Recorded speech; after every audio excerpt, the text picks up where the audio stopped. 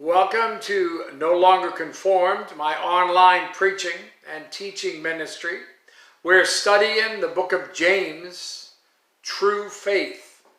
In this session, we'll be looking at James chapter 1, verses 19 to 27. Faith obeys the word. I remember back in Miami, there was this restaurant that we used to go to that just inside the entrance, there was a full-length mirror. And the interesting thing about that full-length mirror was that it made you look thinner.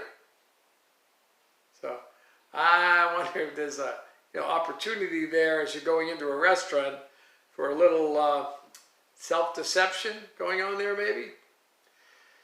Self-deception can be a problem, even in the community of the church. Some wrongly think that they're saved. Some naively think that they're mature. Matthew chapter 7, verses 22 and 23, many will say to me in that day, Lord, Lord, have we not prophesied in your name, cast out demons in your name, and done many wonders in your name? And then I will declare to you, I never knew you. Depart from me, you who practice lawlessness. And in Revelation chapter 3, verse 17, because you say, I am rich, have become wealthy, and have need of nothing, and do not know that you are wretched, miserable, poor, blind, and naked. See, mirrors have a twofold purpose, which is to view ourselves and then make any needed adjustments to our appearance. In the middle of this session's text is James the Apostle. He likens God's word to a mirror, reflecting the true condition of our heart by the truth. And we can see three responsibilities we have when confronted with the truth. First, we have responsibility to receive the word. In James chapter 1, verse 19. So then, my beloved brethren, let every man be swift to hear, slow to speak, slow to wrath. For the wrath of man does not produce the righteousness of God. Therefore, lay aside all filthiness and overflow of wickedness, and receive with meekness the implanted word, which is able to save your souls. Receive with meekness. We're talking about humility versus pride. God's word has the power to save lives. Romans 1, verse 16 tells us that. For I am not ashamed of the gospel of Christ, for it is the power of God to salvation for everyone who believes, for the Jew first and also for the Greek. God's word also has the power to change lives. Swift to hear, slow to speak, slow to wrath demonstrate a controlled life. The word implanted is better translated engrafted. Engrafting is a gardening or farming term. A good example is different apple varieties on the same tree.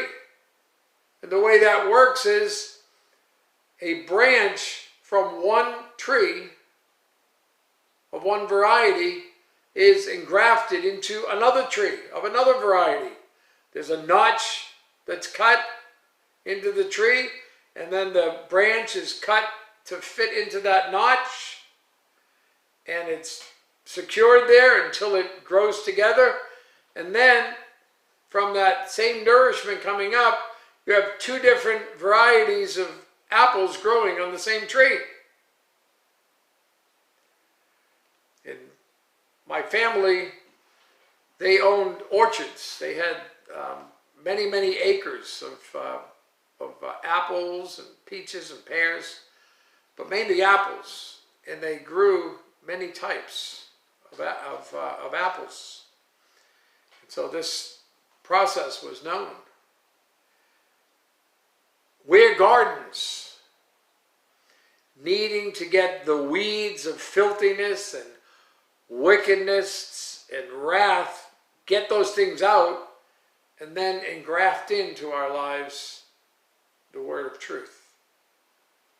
When you're confronted with the word of truth, allow it to take root in your heart. Second, we have responsibility to practice the word. We need to receive the word, then we need to practice the word. Verse 22, but be doers of the word, and not hearers only, deceiving yourselves. For if anyone is a hearer of the word and not a doer, he is like a man observing his natural face in a mirror, for he observes himself, goes away, and immediately forgets what kind of man he was. But he who looks into the perfect law of liberty and continues in it, and is not a forgetful hearer, but a doer of the work, this one will be blessed in what he does. Someone said, too many Christians mark their Bibles, but their Bibles never mark them. Be doers of the word and not hearers only. Many people think hearing is the same as doing. Listen, there's an improper use of a mirror, merely glancing, no study of God's word, forgetting the image, no depth of spiritual sight, failing to act, no concern for sin's effect. There is a proper use of a mirror, seeing ourselves, acknowledging the condition of our heart, making clean, applying biblical principles to our life.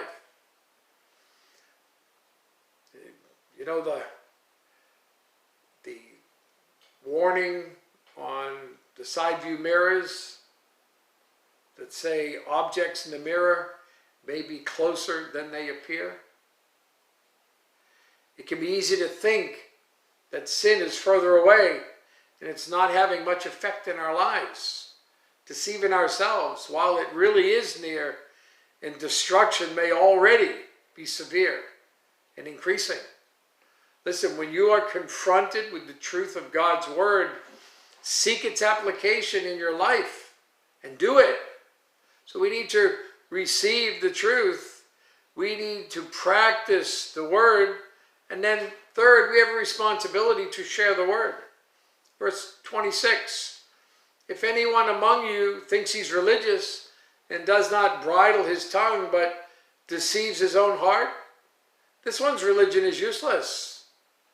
Pure and undefiled religion before God and our Father, and the Father is this, to visit orphans and widows in their trouble, and to keep oneself unspotted from the world. Pure and undefiled religion is this, visit orphans and widows. A part of sharing the word is proclaiming the gospel. A part of sharing the word is also acting out the gospel.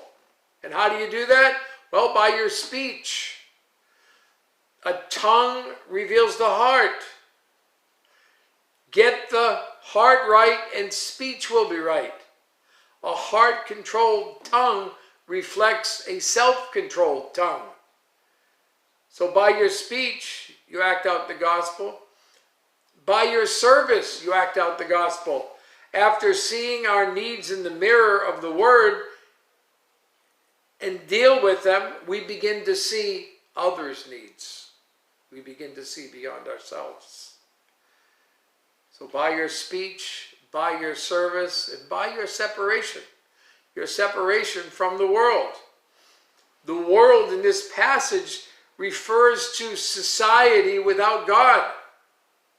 We must separate in order to serve.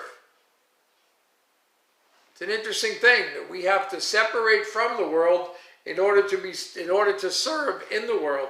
We need to be in the world but not of it. So we need to separate first before we can serve there. James chapter 4, verse 4 makes it clear.